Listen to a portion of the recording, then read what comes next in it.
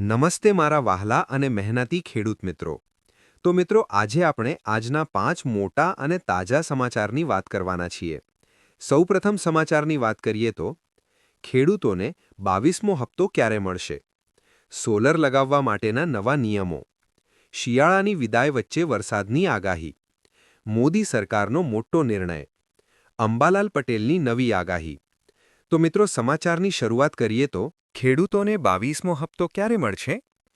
PM કિસાન યોજના એટલે કે પ્રધાનમંત્રી કિસાન સન્માન નિધિ યોજના દેશના કરોડો ખેડૂતો માટે આર્થિક સહારો બની છે. આ યોજના હેઠળ લાયક ખેડૂતોને દર વર્ષે કુલ 6,000 રૂપિયા આપવામાં આવે છે, જે 3 હપ્તામાં સીધા બેંક ખાતામાં ટ્રાન્સફર થાય છે. દરેક 4 મહિને 2,000 રૂપિયાની સહાય આપવામાં આવે છે, જેથી ખેતી સંબંધિત નાના ખર્ચમાં રાહત મળે. આ યોજના હેઠળ 21 હપ્તા સફળતાપૂર્વક મળ્યો. હાલ સુધીમાં આ યોજના હેઠળ 21 હપ્તા સફળતાપૂર્વક જારી થઈ ચૂક્યા છે. છેલ્લો હપ્તો 19 નવેમ્બર 2025ના રોજ ખેડૂતોના ખાતામાં જમા થયો હતો. હવે ખેડૂતો આતુરતાપૂર્વક 22મા હપ્તાની રાહ જોઈ રહ્યા છે. રિપોર્ટ્સ અનુસાર સરકાર 24 ફેબ્રુઆરી 2026 પછી કોઈ પણ દિવસે 22મો હપ્તો રિલીઝ કરી શકે છે. જો કે હજી સુધી સરકાર તરફથી સત્તાવાર તારીખ જાહેર કરવામાં આવી નથી, પરંતુ અગાઉના હપ્તાઓના સમયપત્રક અને હોળીના તહેવારને ધ્યાનમાં રાખતા એવું માનવામાં આવે છે કે હોળી પહેલાં ખેડૂતોને આ ખુશખબર મળી શકે છે.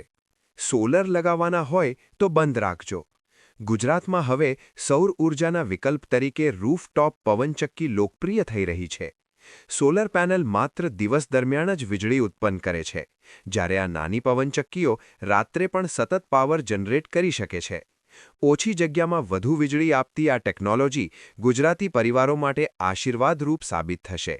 સોલર સિસ્ટમની સરખામણીએ તેની કિંમત ઓછી છે અને તેના ફાયદા 4 ગણા વધુ હોવાનું મનાય છે. શિયાળાની વિદાય વચ્ચે વરસાદની આગાહી. ઉત્તર ભારતમાં ગરમીના અનુભવ વચ્ચે હવામાન વિભાગે ચેતવણી આપી છે કે 17 અને 18 ફેબ્રુઆરીએ હવામાનનો મિજાજ બદલાશે. નવા વેસ્ટર્ન ડિસ્ટર્બન્સને કારણે હિમાલયના વિસ્તારોમાં ભારે હિમવર્ષા અને મેદાની રાજ્યોમાં તેજ પવન સાથે વરસાદ પડશે.